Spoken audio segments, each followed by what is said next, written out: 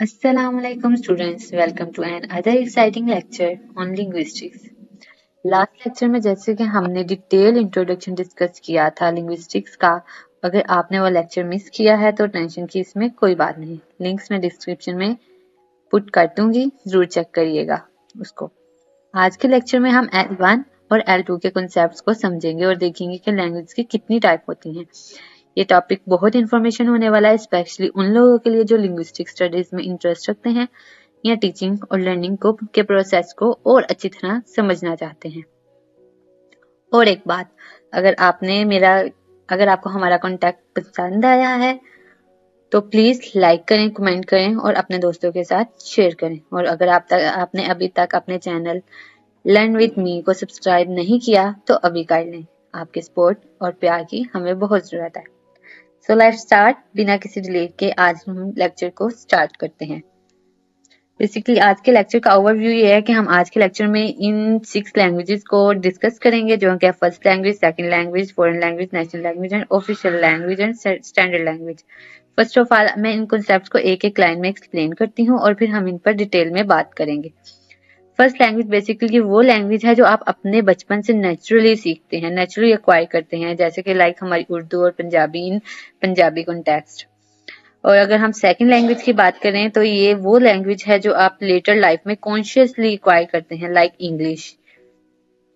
Third one is foreign language. Foreign language कोई भी ऐसी लैंग्वेज जो आपको मुल्क के बाहर की होती है, जैसे स्पेनिश एक पाकिस्तानी के लिए फॉरेन लैंग्वेज है और लाइक फ्रेंच भी पाकिस्तानियों के लिए एक फॉरेन लैंग्वेज है। Next national language. National language जो एक कंट्री की आइडेंटिटी को रिप्रेजेंट करती है, जैसे पाकिस्तान की आइडेंटिटी उर्दू, इंडिया की identity Hindi and so on. Official language. Official language एक ऐसी लैंग्वेज है जो एक मुल्क को लीगल और एडमिनिस्ट्रेटिव पर्पस के लिए यूज होती है, लाइक इंग्लिश को हम पाकिस्तान में ऑफिशियल पर्पसेस के लिए यूज करते हैं, ऑफिशियल सेटअप्स के लिए। Six one is standard language. Standard language एक फॉर्मलाइज्ड वर्जन होता है लैंग्वेज का, जो एजुकेशन और मीडिया में यूज होता है, जैसे standardized Urdu. Let's move on. इन सब कंसेप्ट्स को हम डिटेल में डिस्कस करते हैं। Firstly we discuss first language and native language. First language या नेटिव लैंग्वेज को लिंग्विस्टिक्स में L1 कहा जाता है। ये वो लैंग्वेज होती है जो एक इंसान अपनी जिंदगी के शुरू के दिनों में सीखता है, यूजुअली अपने घर, अपने फैमिली और अपने एनवायरनमेंट से। इस प्रोसेस को नेचुरल एक्विजिशन भी कहा जाता है, बिकॉज ऑफ इसमें कोई कॉन्शियस एफर्ट या फॉर्मल इंस्ट्रक्शन की जरूरत नहीं होती। फॉर एग्जाम्पल अगर बात करें, एक न्यू बोर्न बेबी पाकिस्तान में अगर पैदा हुआ है तो उसके घर वाले उर्दू बोलते हैं, फॉर सपोज पंजाबी बोलते हैं, तो वो उर्दू को ही एक्वायर करेगा। जो अब हम बात करते हैं कि डिफरेंट जो लिंग्विस्ट हैं उनके पर्सपेक्टिव L1 पे क्या हैं। जो कंटेम्प्रेरी लिंग्विस्ट और एजुकेटर्स का नजरिया है, वो कहते हैं कि कंटेम्प्रेरी लिंग्विस्ट L1 को एक फाउंडेशनल टर्म के तौर पर यूज करते हैं, जो एक बच्चे की पहली लैंग्वेज को रेफर करता है। L1 एक इंसान की आइडेंटिटी और कोग्निटिव डेवलपमेंट का एक इम्पोर्टेंट पार्ट है। यही रीजन है कि L1 का कॉन्सेप्ट लैंग्वेज लर्निंग का कि हर स्टेज पर रेलिवेंट होता है, हर कंट्री में, हर घर में L1 सेम रहता है। और डेविड क्रिस्टल इसके बारे में कहता है कि जो कि एक मशहूर लिंग्विस्ट है, वो इस चीज के बारे में ऑब्जर्व करते हैं कि नेटिव लैंग्वेज का टर्म कुछ रीजन्स में सेंसिटिव हो गया, लाइक कुछ जगहों पर नेटिव का मतलब डी मीनिंग या नेगेटिव कॉनोटेशंस में लिया जाता है, जैसे प्रीमिटिव या अनसिविलाइज समझा जाता है। इस वजह से मॉडर्न लैंग्विस्टिक्स में इस टर्म को कॉशियसली यूज करना जरूरी है, क्योंकि देखेंगे अगर हम पंजाबी कॉन्टेक्स्ट में बात करें तो पंजाबी आजकल बहुत ज्यादा नेगेटिवली उसको समझा जाता है कि कोई बच्चा पंजाबी बात करे तो हम उसको कह देते हैं कि पेंडू है, लाइक सिविलाइज नहीं है, पढ़ा लिखा नहीं है, तो हम उसकी लैंग्वेज से उसको फटाफट जज कर लेते हैं। और इसी चीज के बारे में लियोनार्ड बूमफील्ड कहता है कि जो कि 1933 की उसकी एक डेफिनेशन के मुताबिक एक नेटिव लैंग्वेज वो होती है जो एक बच्चा अपनी माँ के साथ इंटरेक्ट करते हुए सीखता है। उन्होंने इस फ्रेज को लर्न ऑन वंस मदर नी के रूप में एक्सप्लेन किया है। ब्लूमफील्ड का भी यही कहना है कि जो लैंग्वेज लेटर लाइफ में सीखी जाती है उसमें नेटिव लेवल प्रोफिशिएंसी अचीव करना मुश्किल होता है। एक इंटरेस्टिंग पॉइंट ये है कि L1 के केस में फ्लुएंसी और नेचुरल यूज होना सबकॉन्शियस होता है, जबकि दूसरी लैंग्वेजेस का कॉन्शियसली सीखना पड़ता है। अब हम बात करेंगे कि सेकंड लैंग्वेज लर्निंग L2 की। सेकंड लैंग्वेज को लिंग्विस्टिक्स में L2 भी कहा जाता है। ये वो ज़बान है जो एक इंसान, एक ह्यूमन बीइंग अपनी फर्स्ट लैंग्वेज के बाद सीखता है। इसका मतलब है कि ये लैंग्वेज लेटर लाइफ में कॉन्शियसली एक्वायर की जाती है और ये इंसान की नेटिव लैंग्वेज के बाद यूज होती है। फॉर एग्जांपल, अगर किसी का L1 उर्दू है और वो इंग्लिश सीख रहा है तो इंग्लिश उसका L2 होगा। अब हम बात करेंगे इसके dual function of the term of the language. इसका डुअल फंक्शन बेसिकली कॉन्सेप्ट क्या है? H.S. टर्न अपनी book fundamental concepts of language teaching में सेकंड लैंग्वेज को के टर्म को टू की एस्पेक्ट्स में एक्सप्लेन करते हैं। First of all, chronology of language learning.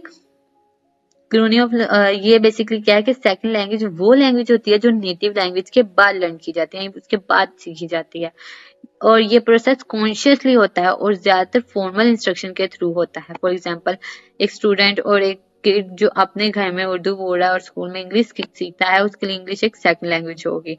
Proficiency level comparison, ये उसका सेकंड पॉइंट है। प्रोफिशिएंसी लेवल कंपैरिजन क्या है? सेकंड लैंग्वेज का मतलब सिर्फ सीक्वेंस नहीं बल्कि प्रोफिशिएंसी का लेवल भी है कि मतलब आपने सिर्फ एक लैंग्वेज सीख लिया तो उसमें ये नहीं है कि आप बस लैंग्वेज सीख रहे हैं, उसमें एक आपकी प्रोफिशिएंसी भी होनी चाहिए, एक्यूरेसी भी होनी चाहिए।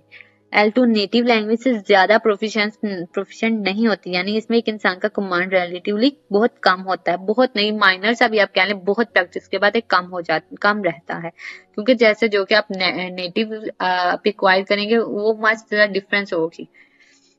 सेकंड, यहाँ एक वीकर या सेकेंडरी प्रोफिशिएंसी को इंडिकेट कर रहा है। स्ट्रेंथ का कहना है कि सेकंड लैंग्वेज प्रोफिशिएंसी के गैप नेचुरल है क्योंकि नेटिव लैंग्वेज एक सब कॉन्शियस प्रोसेस होती है जबकि सेकंड लैंग्वेज एक कॉन्शियसली सीखी जाती है। हम बात करें की characteristics of a second language.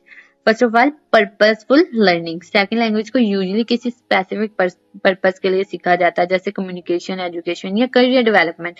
For example, हमारे यहाँ के स्टूडेंट्स IELTS PTE करते हैं बाहर जाने के लिए, मूव ऑन करने के लिए। उनका एक पर्पस होता है कि हमने बाहर शिफ्ट करना है, बाहर स्टडी करनी है, बाहर वर्क करना है। Next, instruction and effort. इसका लर्निंग प्रोसेस नेचुरल नहीं होता, ये क्लासरूम लर्निंग और गाइडेंस का रिजल्ट होता है। Social and functional role. L2 को ज्यादा तौर पर दूसरे लोगों के साथ इंटरेक्ट करने के लिए यूज किया जाता है जो L1 नहीं बोल सकते। For example, you can think that Pakistani student जो अपनी स्कूल एजुकेशन के लिए इंग्लिश सीख रहा है, इसका L1 उर्दू है क्योंकि उसके घर में बोली जाती है, उसके पेरेंट्स, उसके रिलेटिव्स, उसके नेबर्स ये बोलते हैं। इंग्लिश उसका L2 है क्योंकि ये फॉर्मली सीखी जाती है और उसका उसे स्कूल और प्रोफेशनल एनवायरनमेंट में यूज करना होता है। अब बात करते हैं importance of second language. Importance में क्या आ जाएगा? Firstly, global communication. Global communication क्या है? सेकंड लैंग्वेजेस जैसे इंग्लिश या फ्रेंच ग्लोबल कम्युनिकेशन के लिए जरूरी है। Next one is cognitive development. L2 सीखने से एक इंसान की प्रॉब्लम सॉल्विंग और क्रिटिकल थिंकिंग स्किल्स इंप्रूव होती हैं। Third one is career opportunities. Career opportunities कैसे? मल्टीलिंगुअल इंडिविजुअल्स को ज्यादा कैरियर ऑप्शंस मिलते हैं, स्पेशली इंटरनेशनल मार्केट्स। ऑब्वियसली आपको अब किसी कंट्री में मूव करें, अगर आप उस कंट्री की लैंग्वेज आती है तो आप बेटरली किसी भी स्टॉक मार्केट में वर्क कर सकेंगे, किसी भी जगह काम कर सकेंगे। नेक्स्ट डिफरेंस बेसिकली क्या है? Next difference between first language and second language. What is the difference is L1 and L2। L1 जो है एक इंसान की मदर टंग होती है, वो बचपन में नेचुरली सीखी जाती है और L2 बेसिकली जुबान वो है जो कि एक इंसान लेटर लाइफ में नेटिव स्पीकर्स के साथ कम्युनिकेशन करने के लिए सीखता है। नेक्स्ट सेकंड वन है process of learning. L1 acquire की जाती है और इसकी फॉर्मल इंस्ट्रक्शन की जरूरत नहीं होती, जबकि L2 जो है कॉन्शियसली एक्वायर की जाती है, कॉन्शियसली लर्न की जाती है एक फॉर्मल सेटिंग में। Third, nature of acquisition. जो L1 की एक्विजिशन सब कॉन्शियस होती है, बच्चा अपने एनवायरनमेंट से ऑब्जॉर्व करता है, इसमें कोई कॉन्शियस एफर्ट नहीं लगती, जबकि L2 को गाइडेड लर्निंग बोला जा सकता है। L2 को सीखने के लिए एक स्ट्रक्चर और सिस्टमैटिक अप्रोच की जरूरत होती है, इसका प्रोसेस फुली कॉन्शियस होता है। Starting point, L1 starts with telegraphic speech. बच्चा इनिशियली 2 वर्ड सेंटेंसेस या फ्रेजेस से शुरू करता है, जैसे मामा मिल्क, और फॉर एग्जांपल नेक्स्ट अगर हम L2 की बात करें तो वो फुल सेंटेंसेस से स्टार्ट होती है। Second language learning full sentences और ग्रामर रूल से शुरू होती है। अगर इसकी हम एवरीडे रोल की बात की जाए, everyday role L1 is a natural part of life. What is foreign language? Foreign language वो लैंग्वेज होती है जो किसी इंसान की नेटिव कंट्री के बाहर की होती है। हम कह सकते हैं कि जुबान किसी भी ऐसे मुल्क की है जहाँ से स्पीकर का लिंग्विस्टिक या कल्चरल बैकग्राउंड नहीं होता। की कैरेक्टरिस्टिक्स की बात की जाए तो इसमें ये है कि नॉन नेटिव ओरिजिन है। फॉरेन लैंग्वेज वो होती है जो किसी दूसरे मुल्क से बिलोंग करती है। फॉर एग्जांपल, अगर एक पंजाबी स्पीकर स्पेन में रहता है तो स्पेनिश उसके लिए फॉरेन लैंग्वेज है। Next one is no daily use in native country. Foreign language अपने मुल्क में कॉमनली यूज नहीं होती। एग्जाम्पल, पाकिस्तान में फ्रेंच एक फॉरेन लैंग्वेज है क्योंकि ये यहाँ डेली कम्युनिकेशन का हिस्सा नहीं है। Next, it requires formal language, formal learning. Foreign language को सीखने के लिए स्कूल्स, कोर्स या लैंग्वेज इंस्टीट्यूशंस का सहारा लेना पड़ता है। लाइक किसी स्टूडेंट को फ्रांस से आने के लिए पहले फ्रेंच भी सीखनी पड़ेगी, फ्रेंच में इंटरव्यू क्लियर करना पड़ेगा। For example, for better understanding सोचिए, यू कैन थिंक दैट एक उर्दू स्पीकर जो जापान चला जाता है उसके लिए जापानीज एक फॉरेन लैंग्वेज है क्योंकि ये उसकी नेटिव लैंग्वेज नहीं है और उसका एक्सपोजर इस जबान के साथ लिमिटेड है। What is importance of foreign languages? Importance यही है global communication. Like foreign language आपको दूसरी कल्चर्स के लोगों के साथ कनेक्ट होने में मदद करती है। कैरियर अपॉर्चुनिटीज, लाइक मल्टीलिंगुअल जो लोग हैं वो जाकर उनका कैरियर अपॉर्चुनिटीज ज्यादा होती हैं एज कम्पेयर टू बाइलिंगुअल और monolingual. Next one is culture understanding, उनको भी ज्यादा होती है, दूसरे कल्चर और ट्रेडिशन को समझने के लिए एक पावरफुल टूल है। नेक्स्ट, अगर बात की जाए नेशनल लैंग्वेज की, नेशनल लैंग्वेज वो जबान होती है जो किसी मुल्क की कौमी शिनाख्त या आइडेंटिटी को रिप्रेजेंट करती है। इसका ताल्लुक इस मुल्क के लोगों और उनकी टेरिटरी से होता है और ये एक नेशन की कलेक्टिव रिप्रेजेंटेशन के तौर पर काम करती है।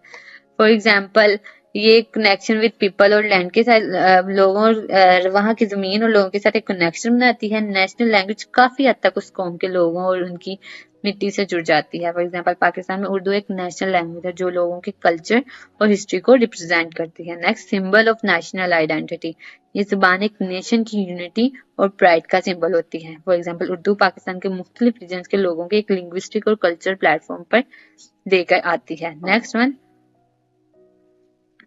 Official recognition. नेशनल लैंग्वेज को ऑफिशियली रिकग्नाइज किया जाता है और अक्सर ये गवर्नमेंट और एजुकेशन में प्रोमिनेंटली यूज होती है। Difference from other languages, national language अक्सर रीजनल और ऑफिशियल लैंग्वेज से अलग होती है। फॉर एग्जाम्पल, पाकिस्तान में उर्दू नेशनल लैंग्वेज है लेकिन बट रीजनल लैंग्वेजेस जैसे पंजाबी, सिंधी और पश्तो भी वाइडली बोली जाती हैं और इंग्लिश एक ऑफिशियल लैंग्वेज के तौर पर काम करती है। What is importance of the national language? First of one, unity in diversity. National language मुख्तलिफ रीजन और कल्चर को लोगों को कनेक्ट करती है। नेक्स्ट वन, कल्चरल रिप्रेजेंटेशन, एक मुल्क के ट्रेडिशंस, वैल्यूज और हेरिटेज को रिफ्लेक्ट करती है। Next one is national pride, like national language अपने मुल्क के लोगों के लिए एक सोर्स ऑफ प्राइड और आइडेंटिटी बन जाती है। फॉर एग्जाम्पल, पाकिस्तान में उर्दू को नेशनल लैंग्वेज के का दर्जा इसलिए मिला है क्योंकि ये एक लिंगुआ फ्रैंका के तौर पर काम करती है जो मुख्तलिफ एथनिक ग्रुप्स को कनेक्ट करती है और नेशन की कलेक्टिव रिप्रेजेंटेशन करती है। Next one is official language. What is official language? Official language का कंसेप्ट ये है कि किसी भी कंट्री, स्टेट या जुरिडिक्शन में एक ऐसी लैंग्वेज को लीगल और फॉर्मल स्टेटस दिया जाता है जो गवर्नमेंट के ऑफिशियल कामों के लिए यूज होता है। अगर इस बात करें, ये लैंग्वेज वैसे नहीं होती जो लोग अपनी एवरीडे लाइफ में बोलते हैं, बल्कि ये वो लैंग्वेज होती है जो गवर्नमेंट के डॉक्यूमेंट्स, लॉज, कोर्ट्स, प्रोसीडिंग्स और एडमिनिस्ट्रेटिव टास्क में यूज होती है। इसका मेन पर्पस ये होता है कि कंट्री या रीजन में गवर्नेंस, कम्युनिकेशन और लीगल प्रोसेस को स्ट्रीमलाइन और स्टैंडर्डाइज किया जा सके। ऑफिशियल लैंग्वेज का मतलब ये नहीं कि ये वो लैंग्वेज है जो सब लोग अपने डेली इंटरेक्शन में यूज कर सकते हैं, बल्कि ये एक लीगल डिसीजन होता है जो गवर्नमेंट ने किसी लैंग्वेज के फॉर्मल रिकॉग्निशन दिया होता है। कुछ कंट्री जैसे इंडिया और कनाडा में मल्टीपल ऑफिशियल लैंग्वेजेस होती हैं क्योंकि उनके लोग डिफरेंट लैंग्वेजेस बोलते हैं। इन केसेस में गवर्नमेंट में हर लैंग्वेज को इक्वल इंपॉर्टेंस दी होती है ताकि हर कम्युनिटी को अपनी लैंग्वेज में गवर्नमेंट सर्विसेज और कम्युनिकेशन मिल सके। ऑफिशियल लैंग्वेज का एक और इम्पोर्टेंट रोल ये होता है कि कल्चर को प्रिजर्व करती है। कैसे? अगर किसी लैंग्वेज को एंडेंजर होने का खतरा हो तो उसे ऑफिशियल लैंग्वेज बनाने से उसकी सर्वाइवल को इंश्योर किया जा सकता है। फॉर एग्जांपल, अगर कोई लोकल लैंग्वेज या कम्युनिटी की लैंग्वेज ग्रेजुअली डिसअपीयर हो रही है तो उसे ऑफिशियल स्टेटस देना उसके प्रोटेक्शन और ग्रोथ के लिए बहुत इंपॉर्टेंट हो जाता है। इन शॉर्ट ऑफिशियल लैंग्वेज को मेन फंक्शन ये होता है कि वो गवर्नमेंट और लीगल सिस्टम के लिए कॉमन लैंग्वेज प्रोवाइड करे। स्टैंडर्ड लैंग्वेज एक ऐसी लैंग्वेज होती है जो स्पेसिफिक ग्रुप के लोगों के दरमियान पब्लिक डिस्कोर्स जैसे कि government, media, education and extra में यूज होती है। ये लैंग्वेज एक फिक्स फॉर्म में होती है जो हर जगह कंसिस्टेंट होती है ताकि कम्युनिकेशन काफी इजी और इफेक्टिव हो सके। स्टैंडर्ड लैंग्वेज दो तरीके से हो सकती है, प्लूरिसेंट्रिक एंड मोनोसेंट्रिक। प्लूरिसेंट्रिक इस तरीके से ऐसी लैंग्वेज जो कई स्टैंडर्डाइज फॉर्म्स में एग्जिस्ट करते हैं लेकिन वो एक दूसरे से इंटरेक्ट करते हैं। फॉर एग्जांपल इंग्लिश जो कि यूके, यूएस, कनाडा, ऑस्ट्रेलिया और अदर कंट्रीज में अलग अलग फॉर्म्स में यूज होते हैं लेकिन सब में एक कॉमन स्टैंडर्डाइज फॉर्म होती है उसकी। अगर मोनोसेंट्रिक की बात करें, मोनोसेंट्रिक ऐसी लैंग्वेज जिसका सिर्फ एक फॉर्म वाली स्टैंडर्डाइज वर्जन होता है। फॉर एग्जांपल फ्रेंच या स्टैंडर्ड अरेबिक जिसमें एक ही एक्सेप्टेड फॉर्म होती है, हर जगह यूज होती है। स्टैंडर्ड रिटन लैंग्वेज को जर्मन में स्क्रिप्टस्प्रेक कहा जाता है जो कि सिंपली रिटन लैंग्वेज का मतलब है। ये लैंग्वेज ना सिर्फ लिखने के लिए बल्कि फॉर्मली कम्युनिकेट करने के लिए भी यूज होती है। स्टैंडर्ड लैंग्वेज वो लैंग्वेज होती है जो वाइडली पब्लिश, डिस्ट्रीब्यूट और डेलिब्रेटली टीच की जाती है और स्पेशली जब सोसाइटीज काफी डेवलप हो जाती हैं, जब सोसाइटीज एडवांस होती हैं तो उनमें एक स्टैंडर्ड लैंग्वेज को एडॉप्ट करना बहुत इंपॉर्टेंट हो जाता है ताकि एजुकेशन, लिटरेचर और फॉर्मल कम्युनिकेशन में कंसिस्टेंसी हो सके। इसका मेन पर्पस ये होता है कि कॉमन एक्सेप्टेड लैंग्वेज फॉर्म हो जब जब सब लोग समझ सकें, जो कि सब लोग इजीली उसको अंडरस्टैंड कर सकें और इफेक्टिवली कम्युनिकेशन कर सकें। और जब चाहे उनकी लोकल लैंग्वेज और डायलेक्ट्स कुछ भी हों। Next one is language standardization. Language standardization एक ऐसा प्रोसेस है जिसमें किसी लैंग्वेज के कन्वेंशनल फॉर्म्स के एस्टेब्लिश और मेंटेन किया जाता है। इसका मकसद ये होता है कि लैंग्वेज के एक फिक्स्ड एग्रीड अपॉन वर्जन हो जो सोसाइटी में वाइडली एक्सेप्टेड हो ताकि लोग इजीली और इफेक्टिवली एक दूसरे से कम्युनिकेट कर सकें। स्टैंडर्डाइजेशन में grammar, spelling, pronunciation and vocabulary के रूल्स को डेफिनेट किया जाता है ताकि लोग इसको फॉलो कर सके, specially in official documents, education, media और गवर्नमेंट कम्युनिकेशन। अगर इसके की एस्पेक्ट्स की बात की जाए तो स्टैंडर्डाइजेशन बेसिकली एक एस्टेब्लिशिंग रूल्स को फॉलो करता है जिसमें लैंग्वेज के बेसिक रूल्स जैसे ग्रामर, सिंटैक्स को सेट किया जाता है। नेक्स्ट वन इज कंसिस्टेंसी को भी बहुत ज्यादा मद्देनजर रखा जाता है। लैंग्वेज के डिफरेंट फॉर्म्स को एक यूनिफॉर्म स्ट्रक्चर में अरेंज किया जाता है ताकि वो हर जगह कंसिस्टेंट हो। नेक्स्ट अगर बात करें तो ये फॉर्मल रिकॉग्नाइजेशन के लिए भी जरूरी होता है। स्टैंडर्ड लैंग्वेज को गवर्नमेंट, एजुकेशन इंस्टीट्यूशन और मीडिया में फॉर्मली अडॉप्ट किया जाता है। Like last one but not the least, wide spread use. Standard language को सोसाइटी के हर लेवल पर प्रमोट और यूज किया जाता है ताकि कम्युनिकेशन एफिशिएंट हो सके। अगर बात की जाए रीस्टैंडर्डाइजेशन का मतलब है जब लैंग्वेज अपने आप को इवॉल्व करती है, अपने स्पीकर्स और राइटर्स को के थ्रू रीशेप होती है। ये प्रोसेस तब होता है जब सोसाइटी चेंजिंग नीड्स और लैंग्वेज के कल्चरल एस्पेक्ट्स को मद्देनजर रखते हुए लैंग्वेज को दोबारा से डेफिनेट किया जाता है।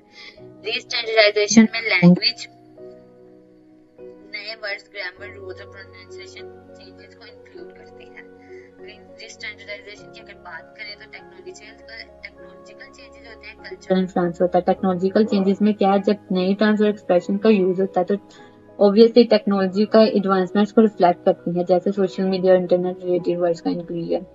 नेक्स्ट वन कल्चरल इन्फ्लुएंस, जब सोसाइटी में कल्चरल चेंजेस आते हैं और लैंग्वेज को अपने आप को मॉडर्न कॉन्टेक्स्ट में इन्वॉल्व करना पड़ जाता है। Next one is language revival. Sometimes ऐसा होता है कि इंडिजिनस या माइनॉरिटी लैंग्वेजेस को रीस्टैंडर्डाइज करके उनको प्रिजर्व किया जाता है ताकि वो फ्यूचर जनरेशन के लिए यूज हो सके। In short we can say that language standardization एक प्रोसेस है जिसमें एक लैंग्वेज एक फिक्स्ड फॉर्म एस्टैब्लिश किया जाता है, जबकि रीस्टैंडर्डाइजेशन उस लैंग्वेज की रीशेपिंग को डिस्क्राइब करता है जब वो अपने स्पीकर्स के मुताबिक इवॉल्व होती है। आई होप सो कि आपको लेक्चर समझ आई होगी। अगर आपको कोई चीज नहीं समझ आई है, कोई कंफ्यूजन है तो आप इसको कमेंट सेक्शन में टाइप करें ताकि मैं उस कंफ्यूजन को दूर कर सकूं। मिलते हैं अपनी नेक्स्ट वीडियो में। अल्लाह हाफिज। Thank you so much.